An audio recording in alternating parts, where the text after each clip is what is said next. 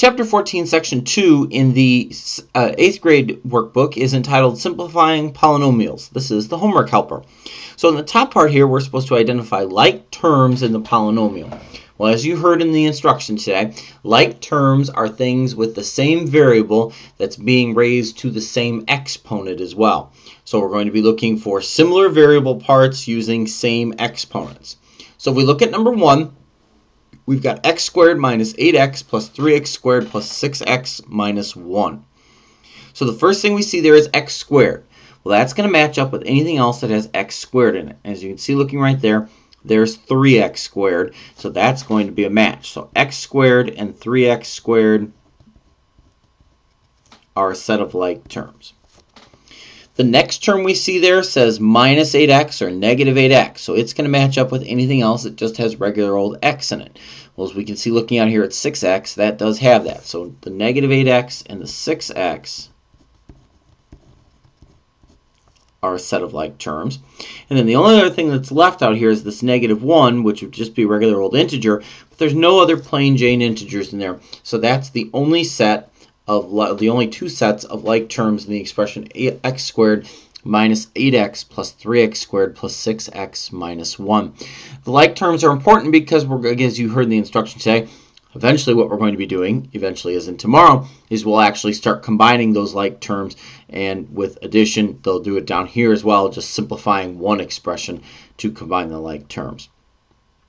Number 3, we've got 2x squared minus 2xy plus minus 2y squared plus 3xy plus 3x squared. So the first thing here just has x squared in it. So it's going to match anything else that has x squared in it. And as you can see, that term at the end there, 3x squared, just has x squared in it. So 2x squared and 3x squared are a set of like terms. Now, here I've got minus 2xy. So that's going to match anything else that has just xy in it. And as we can see here, I've got 3xy. So those guys are going to be a match.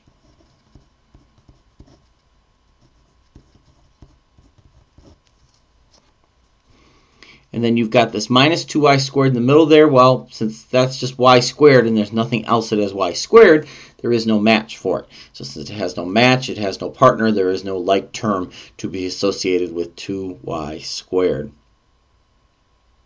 All right, let's try one more, number 5. xy minus 5x plus y minus x plus 10y minus 3y squared. So start off with the first term here, xy. So it's going to match up with anything else that just says xy in it. Well, as we look through all these other parts, there's nothing else that just says xy in it.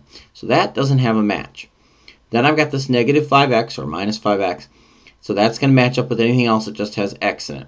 Well, as you can see looking out here, here's something else that has x in it. It just says minus x, but that's going to fit because it's just x. So negative 5x and negative x are a set of like terms. All right, here's y. Y is going to match up with anything else that has y in it. Here is 10y. So y and 10y are a set of like terms. And then the only other thing we see here is this 3y squared. It would match anything else that has y squared in it. But as we look, we don't see anything else that has just y squared in it. So there's only two sets of like terms in question 5. As we go down to the bottom here, in number 9, you've got 2h minus 9hk plus 6h minus 6k. So let's go through and do some matching here. Same thing, but now we're actually going to combine them. So the first thing I see is 2h. Well, 2h is going to match up with 6h because they both have h in them. I'm going to combine them doing exactly what it says. It says 2h plus 6h's. Well, if I have 2 h's and then I give you 6 more h's, I end up with 8 h's. Now, all this other stuff, the 9hk and the 6k, both have minus in front of them. They don't have any matches. They don't have any like terms. So those just get written in as part of the answer. So then we're just going to write minus the 9hk, minus the 6k, and that's it. We've combined what we can, and we've written the simplified expression that is fully simplified. Look at number 11, 9qr minus q squared r cubed plus 2q squared r cubed minus 6qr. So as you can see, a couple sets of like terms. The one that's probably jumping right off the page at you here is what's in the middle because they both have q squared r cubed in them.